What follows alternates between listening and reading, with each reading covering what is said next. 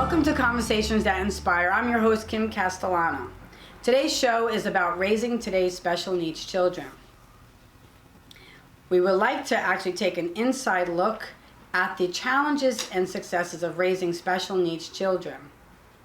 We'll be speaking with Dr. Weiss, the director of the North Jersey Elks Developmental Disabilities Agency in Clifton, about his history working with special needs children and the challenges for the future of students after age 21. While we're at the agency, we'll also have the opportunity to hearing from families of adult children living with disabilities, sharing their successes and challenges they face today. According to the U.S. Centers for Disease Control and Prevention, disabilities affect 1 in 7 children. That's 7 million students ages 3 to 21 receiving special education services. Among students receiving special education services, 34% had specific learning disabilities such as mental illness, autism, ADHD, and food allergies. From the increased number of children requiring special education services to the increased number of healthcare professionals needed to care for these children with chronic physical and mental health issues are on the rise, and school budgets are depleting rapidly. But what about severely disabled? Children with severe disabilities have even more difficulty getting their needs met, as schools and districts may not have the resources on site to accommodate their various educational and healthcare needs. Such as cases, these high-need students may be offered placements in private schools such as the North Jersey Elks Developmental Disability Agency in Clifton. Children diagnosed with autism spectrum disorder, cerebral palsy, and other medically complex disabilities require services beyond what most schools can afford to provide because they require specialized training and care. This agency is a private nonprofit organization whose mission is to advance the independence and to enrich the quality of life of individuals with disabilities. And through their educational programs from preschool through high school, including adult services after age 21, children living with disabilities are provided with an opportunity to learn and grow in a warm and nurturing environment. So please stay with us as we talk about the challenging and inspiring topic about raising today's special needs children.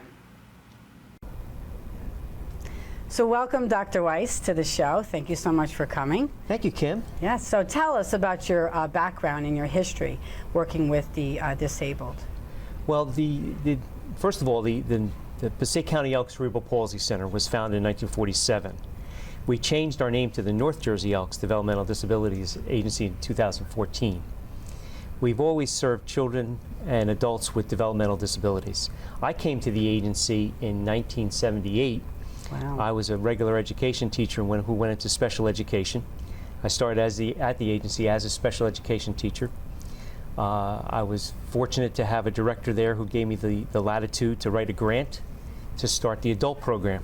Oh. So we started the adult program 30 years ago, and we housed it right in our elementary school at the time, and then moved it out to here at the AGL building. Well, so first it started at just the primary. Right. It was a small program. Mm-hmm. We grew up to 16 adults at the time, and now here at the AGL building we're able to go up to 52 adults. Wow. So I started as a teacher, became a supervisor, principal, chief school administrator, and then executive director of the agency. So it's about 40 years?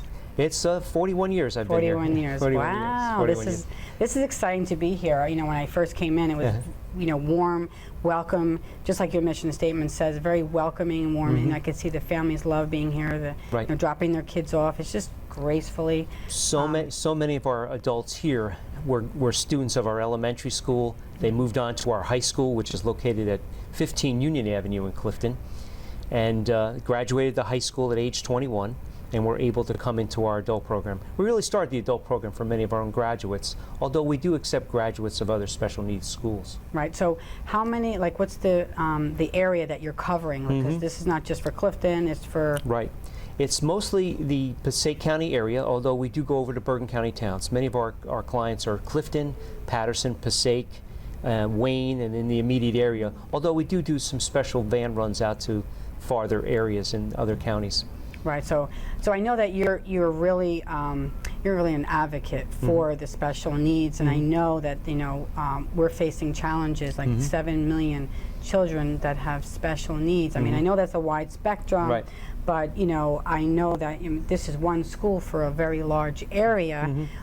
So what are like the goals? Because there has to be something in place eventually to accommodate all these special needs Right. that we're facing. Yeah. So we can't hide ourselves. We know that there is a need. Right. There's a demand, and also it's depleting budgets because no one's Right. talking about it either. That's why we're here Right. talking about Right. it today. Right. But what are the goals here? What are some of the goals? Well, our goals, just like with our children, our adults, is to gain independence, social independence. We want them to be able to communicate. We want them to be able to move around. We want them to be attractive. We want them to learn job skills where possible. We want them to continue the therapy they need. We specialize in the therapies and in the nursing care in particular for medical special needs adults who are being followed by physicians. Some have seizures and other kinds of conditions that they really need to be out in a program every day. Right. It helps the families relieve that pressure of constant care that they have 24 hours a day. Right. In the long run, we're trying to eliminate institutionalization too of people who need to go out and live in state-run facilities. If they can be maintained at home, have services at home, and in a day program, we help the families, so that way we help the young adults as well. Right, so we're going to be talking soon to some of these families. So basically this is a day center. Yes. And then these children go home. Right. And these adults go home, where there's care at home also. Right. Some of the parents can get care at home. The challenges now are funding.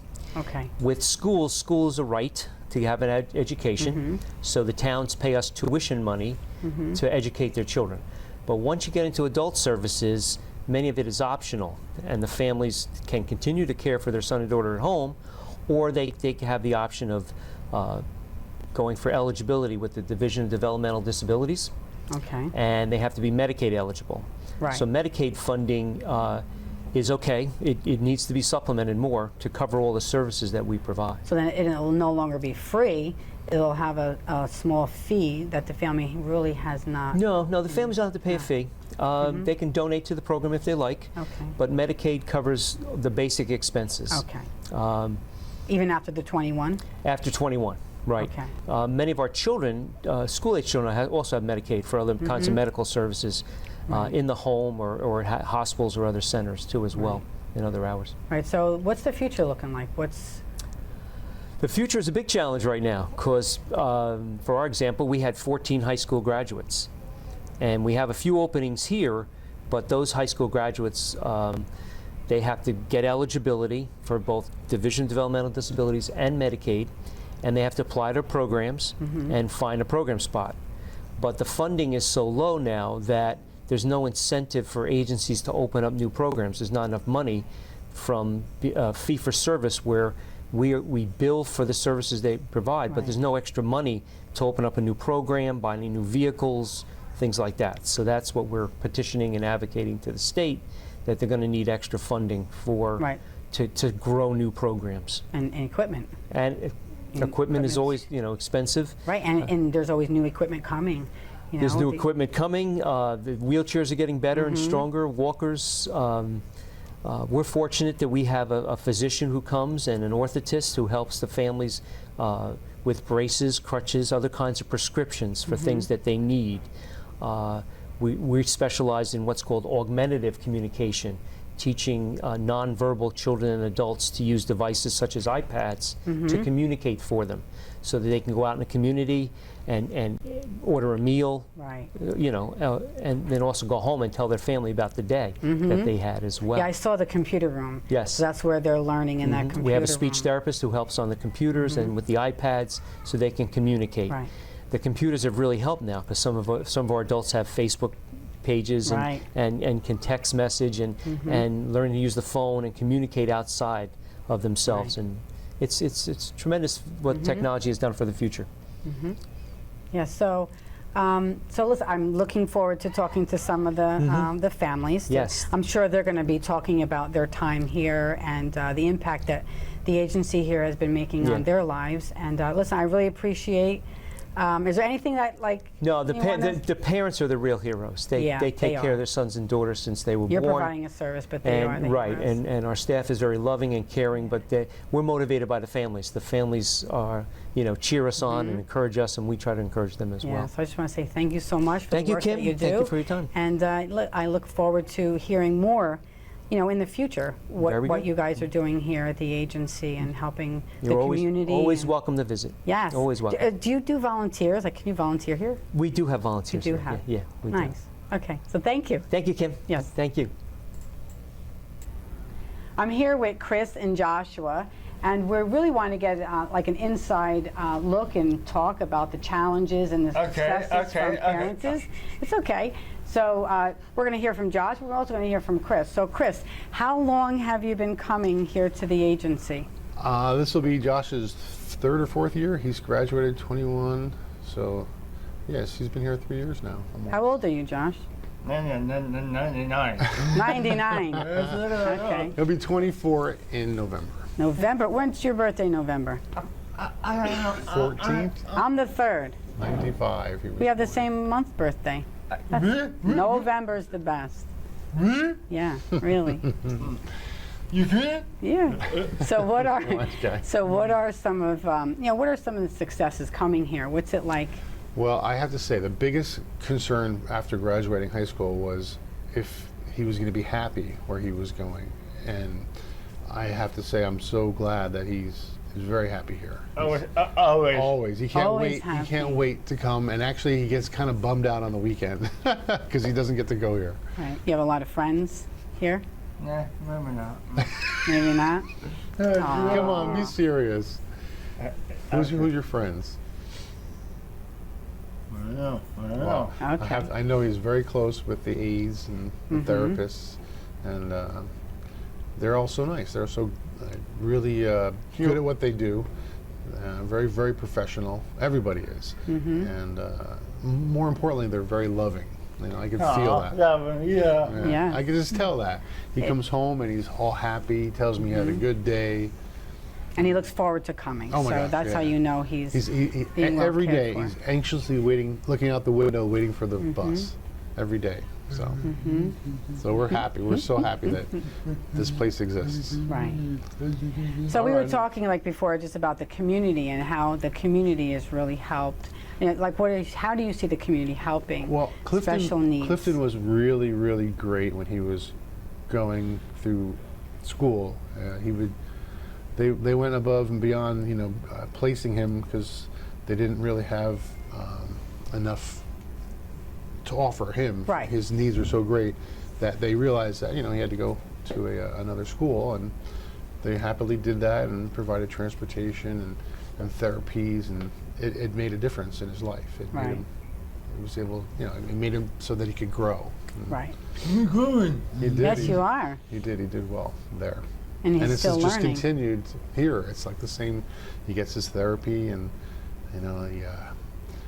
he gets to interact, with peers. With other and- peers, right. Yeah, So he yeah. doesn't feel like he's all by himself, No. sitting home, right? So you're Right. here in your And he's community. productive, right. And he's so happy. Look at you, so happy. You are happy. I like to Super see happy. that, I mean, really. Oh my gosh! Like it's to just- see that. It's a testament, though, to this place. It really is. I mean, people say, "Oh, it's because of you," and It's the of course, environment. Yeah, I mean, he's so happy here that I'm just, I don't know what we would do if we didn't have this place. Right. I know he'd be bummed. You too, right? Yes. He's saying yes. He agrees. Totally. And we were talking about like parks and stuff like that, and we see that, the community is also helping for special needs, making it easier for you to go out and Yeah, about. they did a few things in my neighborhood, especially when they redid the sidewalks. They made the curbs wheelchair accessible, which is nice. Okay. And in okay, fact, there's okay. even a few parks in Clifton that have, I guess, swings for disabled children. You can just roll the wheelchair right out in the whole swing, and I think that's great. Yeah. Yeah, you like the swing? Always. Yeah. Oh, I like the swing too. No, Yeah, swings You're are a big fun. swing- I've seen them in other parks and stuff where the there's one big by the Allwood swings. Library has one. Has one? Okay. Yeah. Nice. And, it is. So listen, I really thank you for coming and Sure. sharing. Just, it's nice to see you, that you're very happy. Nice meeting you. Say goodbye. Come on, shake my hand. Don't be shy. Don't be shy. You can shake my hand. Say Come ciao. on, Josh. It's okay. Attaboy. That's okay. Thank you very much. So it was thank very you nice so to much. meet you. Yes. Pleasure. Hi, we're here with Cindy and Larissa.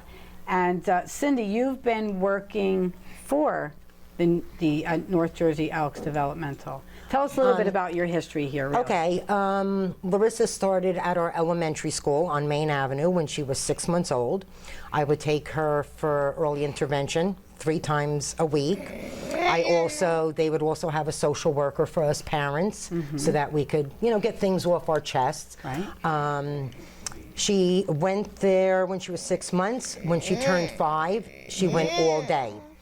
And she continued there till she was 13. In the meantime, I had started working at our high school, which is on Union Avenue. Okay. And Larissa, when she was 13, came and joined the high school where I was presently working, and she was with me at the high school for 8 years. So you've been a part of this whole system from the very beginning. Yes, with since Larissa's birth. Right. Dr. Patel, her neurologist, is the one that had pretty much told me about, at that time we were called the Passaic County Elks Cerebral Palsy Center. And I looked into it, and that was it. And she's been here ever since. Right. And she goes home with you at night. She comes home with me at night, and the van picks her up. I have a home health aide that gets her ready because I need to get myself ready. Right. And they bring her to the adult center. And I have a great peace of mind that I'm able to go to my job Right. and be able to work also with differently challenged, or differently abled, which I like Right. to So you're to in say. it all day. All day and all night. All night. I've been And a single 7 parent days a week. for 20 years, taking care of Larissa, with the help of family and friends, Right. and co-workers and people that work And here. Cindy, you're always so happy. You really do take care of yourself. You really do. I have to say it because Thank you. Thank you. I do. try. I don't know how you do it. Honestly, that's amazing. The challenges that you have, and yet you're a single mom. You work, and you go home. So, what are some of the challenges that you face? Well, there's challenges to me every single day in life. But, just being able to go to work, and whether I get a student just to feed themselves hand over hand, Right. to me, I've made a goal in life. Right. Excuse me. A lot of the challenges is just keeping Larissa safe, which I have since she's been, young. And, How old is she now? she's going to be 27 in September. Nice. And she's been coming here when she was 21. When she did graduate, they had different places that she would be able, that there is a few other. And I went out, and I always wanted her to come here, but I thought, let me go out and look at some of these other facilities. And some of the facilities I found were not just what I was looking for.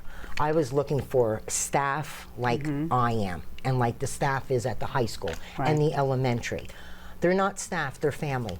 I feel like Larissa has 100 moms and 100 dads here. I feel very, very comfortable her coming to the program. I mean, with her being with me for 8 years, it was very, very difficult when To she be graduated. separated, right? So you're in two separate Because even though buildings. she wasn't a student of mine, but she still, I was doing adaptive phys ed at the high school at the Right. time, and she would walk in, well, not walk in, but be strolled in. And so when she graduated, it was hard. It was very, very hard. I felt like, ooh, how am I going to watch over her? But by the grace of God, she was able to come in here. There was only a few openings. Okay. And matter of fact, when they were trying to find a placement, I had told them, there's one place that Larissa can go, and that's our adult center. I will take a family leave if it means me keeping her at home until Right. there is an opening at this program. Right. So how long can she stay here? Now she can stay She can here? stay here for the rest of the time. Okay. and she's very, very happy here. So she comes here during the day and then she goes home at night. And she comes home at That's night. what most of the students do anyway, right? Right. They all Yes. go home. It's a day center here. Right, and when she comes home, she's very tired because they do put her in a stander, they put her in a walker. Right. They continue working with her hand over hand like I do at home, and she's loved. You know, I mean, children like this, you can only ask for somebody to love them and to take care of them and keep them safe when they're with. So what does she like to do during the day? What's like her favorite thing that you can tell, right? Because I mean, you could Clicking tell her toy. that one. This toy or some of the other ones.